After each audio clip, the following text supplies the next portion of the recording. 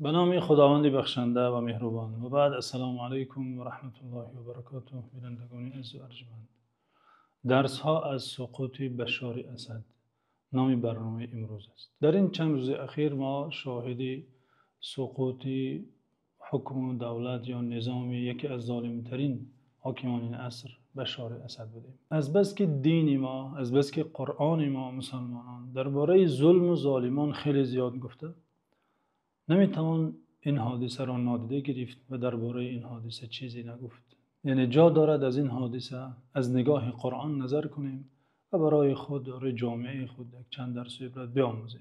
نفران پرسان می شدند که بشار اسد چرا سقوط کرد.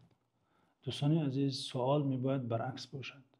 باید پرسیده شود که بشار اسد چرا سقوط نمی کرد؟ چرا باید سقوط نکند؟ این سنت الهی است. قانون الهی چنین رفته، چنین نوشته شده که هر ظالمی باید سقوط کند. اگر سقوط نکند باید تعجب کرد، اما اینکه سقوط میکند این یک امر طبیعی طبق همان سنت الهی است که در هستی آن سنت را، آن قانون را گذاشته است. بینندگان عزیز، آه مظلومان از هر سلاح قویتر و از هر تیر نشان رستر است. ظالم خواب میکند، بله، گمان میکند که آسوده است، ولی مظلومان پیش خدا علیه او دست دعا برداشتند که دعای آنها، تیر دعای آنها حتما به نشان میرسد و این ظالم را هلاک میکند. یک چیزی طبیعی و یک چیزی معمولی در مناسبت خداوند عزوجل با ظالمان است. قانون الهی چنین است که دولت ظلم هرگز ادامه نمی‌یابد و روز حتما سقوط خواهد کرد. این قانون الهی، این سنت خداوندی در سرزمین شام در شخصیت حاکم خودکامه آن بشار اسد عملی گشت و اهل عالم عملی شوی این قانون الهی را مشاهده کردند. صفحه از تاریخ سرزمین شام شریف پوشیده شد که در تاریخش این زمین سیاه‌تر از این صفحه نداشت. طول 54 سال در زیر ظلمی پدر سپس پسر او، دو ظالم ستمگر قرار داشتند که در 10 سال اخیر قوه‌های خارجی را به کشور خود فرا خوانده، ملت خود را به بدترین شکل اعدام و تعذیب و زندان میکرد. خداوند به هلاک ساختن بعض ظالمان به بعض دیگر پیام میدهد تا پند گیرند. اگر اهل پند باشند، اگر پیام خداوند را بفهمند، قلب بیدار گوش شنوایی داشته باشند، خداوند به هلاک سازی بعض ظالمان دیگر را پیام میفرستد که نهایت هر ظلم و ستم چنین است: خواری است، ذلت است، خسارت است، نفرین و لعنت در دنیا و عذاب دردناکی همیشگی در آخرت است. البته برای ظالمان و برای هر کسی که در اطراف ظالمان است خداوند پند و پیام میفرستد. هر تملق کاری، هر تحسین گویی که در پهلوی ظالم است، با هر کلمه‌ای که آفرین میخواند، با هر قرصکی که ظالم را تحسین میگوید، با هر مصر شعری که او را ثنا میخواند، تعریف و تحسین میگوید، در ظلم ظالم شریک می شود، در گناه او با او شریک می شود و مرتکب گناه ظلم محسوب می گردد. اگر این حاکم خودکامه ستمگری جلاد در اطراف خود تملقگران از روحانیان و ضیاییان و روزنامه‌نگاران نمی داشت، البته خود به تنهایی قدرت نداشت 2 میلیون از ملت خود را به قتل رساند، بیشتر از 10 میلیون آنها را مهاجر سازد. خود به تنهایی این کار را کرده نمیتوانست. ظالم آنگاه ظلم میکند که در اطرافش مثل خودش با ظالمان دیگری هم دارد. و ظلم ظلمات یوم القیامه، میگن پیامبر صلی الله علیه و سلم.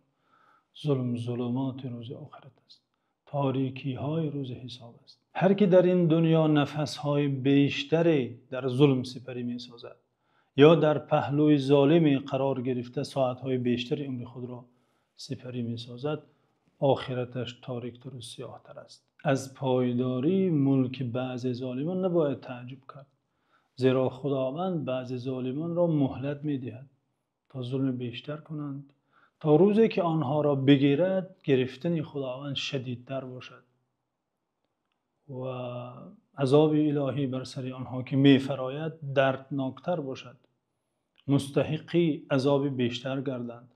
خداوند مهلت می‌دهد اما فراموش نمی‌کند. خداوند عزوجل برای بندگان در قرآن از ظلم خیلی زیاد گفته. ظالمان زیادی را نامبر کرده، از اخلاق آنان، از رفتار آنان، از ظلم و ستم آنان قصه کرده. این چون نهایت آنان را نیز بیان کرده که فرجام کار آنان چی شد و کجا رفتند با اون همه سلاح و کلاه و مال و کشور و دولت. نهایت کارشان چی شد؟ قرآن این را نیز بیان کرده. مثلا قرآن عظیم الشان از فرعون قصه کرده. در سوره قصص خداوند عزوجل درباره این ظالم میگوید واستكبر هو وجنوده في الارض بغير الحق وظنوا انهم الينا لا يرجعون فاخذناه وجنوده فنبذناهم في اليم فانظر كيف كان عاقبة الظالمين.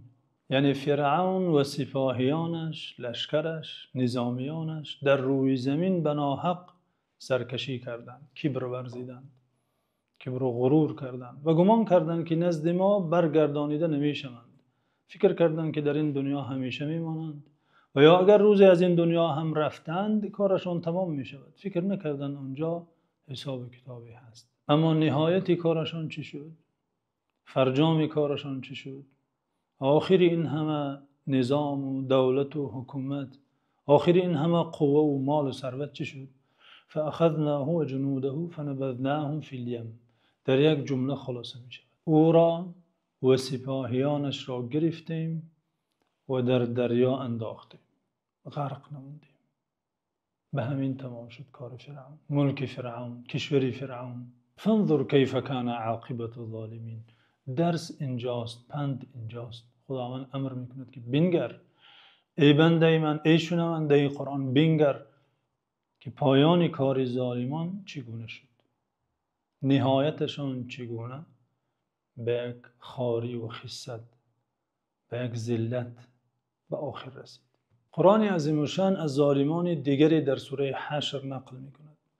ظالمان دیگری که نامشان بنی نظیر بود، قبیله از قبیله های یهود که در جوار پیامبر صلی الله علیه و سلم ساکنان مدینه منوره بودند. اما چون عهد و پیمان شکستند، ظالم شدند، نهایت کارشان هلاکت و خسارت گشت. قرآن از آنها نقل میکند، میگوید ما ظننتم ان یخرجوا وظنوا انهم مانعتهم حصونهم من الله فاتاهم الله من حيث لم يحتسبوا وقذف في قلوبهم الرعب يخربون بيوتهم بأيديهم وأيدي المؤمنين فاعتبروا يا أولي الأبصار.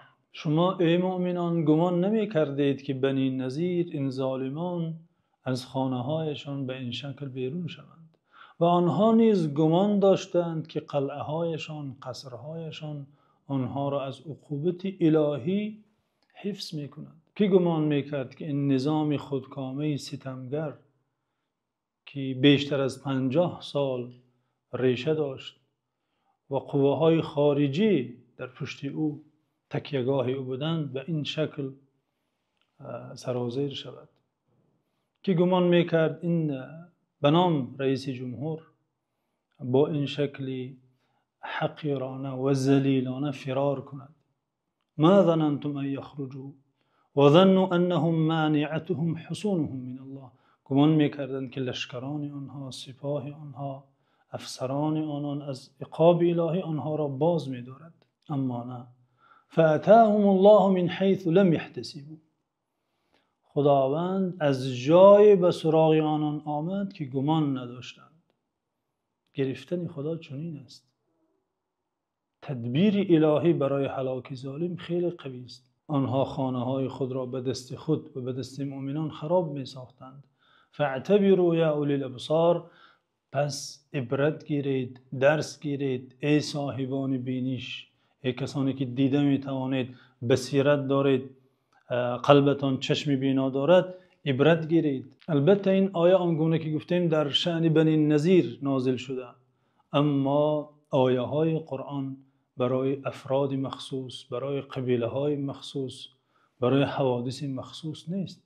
هر کس که چنین صفت داشته باشد، ظالم باشد و چنین گمان کند، این آیه در شأن او راست می آید. برای او نیز هست این آیه کریمه. پس تدبیر الهی برای گرفتن ظالمان، هلاک ساختن ظالمان چنین است. به این شکل و به یا شکل دیگری تدبیر می کند که ظالم به نهایتی که سزاوار است به آن خواری و ذلت دچار می شود. در هلاک ظالمان چی باید کرد؟ در سقوط ظالمان چی باید گفت؟ قرآن این چیز را نیز برای ما گفته است. قرآن هیچ چیز را ترک نکرده، همه چیز را برای ما تعلیم داده. دوستان عزیز، اگر ظالم هلاک شد، اگر ظالم ستمگر سقوط کرد، باید چی گفت؟ باید شکر و ثنای خدا گفت. باید الحمدلله رب العالمین گفت. خداوند در سوره انعام هنگامی که از هلاکت ظالمان قصه کرده، سپس فرموده فقطع دابر القوم الذين ظلموا والحمد لله رب العالمین. پس ریشه ظالمان کنده شد، آنها هلاک گشتند، نظام آنها سقوط کرد. پس حمد و ثنا خداوند را که پروردگار عالمیان است. الحمد لله رب العالمین باید گفت. امام جارالله زمخشری در تفسیر خود که کشاف نام دارد، در زیر این آیه سوره انعام گفته الحمد لله رب العالمین ایذان بوجوب الحمد عند هلاك الظلمه و انه من اجل النعم و اجزل القسم. این ثنای خداوند که خداوند عزوجل این جمله را آورده الحمدلله رب العالمین گفته، اینجا تعلیم داده ایستاده است که ظالم چون هلاک گردد، ای بندگان من چنین گویید خدا را شکر و ثنا گویید، زیرا هلاک ظالم از بزرگترین نعمت ها و از بهترین عطاهای الهی است. امام شوکانی هم در تفسیر خود فتح القدیر گفته وفيه تعليم للمؤمنين كيف يحمدونه سبحانه عند نزول النعم التي من أجلها هلاك الظلمة الذين يفسدون في الأرض ولا يصلحون فإنهم أشد على عباد الله من كل شدید. یعنی امام شوکانی میگوید در این آیه کریمه تعلیم است برای مؤمنان. خداوند تعلیم داده ایستاده است بندگان مؤمنش را که چگونه او تعالی را حمد گویند هنگامی که ظالمی را خداوند از بین میبرد و این نعمت بزرگ نصیب بندگان میگردد که این از بزرگترین نعمت هاست. میگوید امام الذين يفسدون في الارض، آن ظالمانی که در روی زمین فسادکاری میکنند. دوستان عزیز، فسادکاری بیشتر از این هست که حاکم 2 میلیون ملت خود را به قتل رساند، در قبرستان‌های جماعی 1000 نفرها را یک جای دفن کند، به نام و نشان شود، فرزندان زیاده، پدران زیاده، مادران زیاده به نام و نشان گردند. فسادکاری از این بیشتر هست که رفتن جوانان به مسجد را کار جنایت دانسته شود، خوانده شود. فسادکاری از این بیشتر هست که درس قرآن را کار جرم و جنایت خوانده شود. این ظالمانی که در روی زمین فسادکاری میکنند، دوستان خدا را به زندان میاندازند برای اینکه در راه خدا خدمت کردند، برای اینکه دین خدا را گسترش میدهند، برای اینکه برای مردم آنچه خدا خواسته است آن را میرسانند، برای اینکه میخواهند مردمان بنده های آفریدگارشان باشند.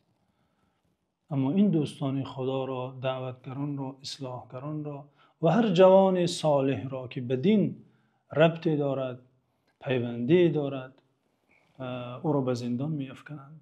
این عین فسادکاری در روی زمین است.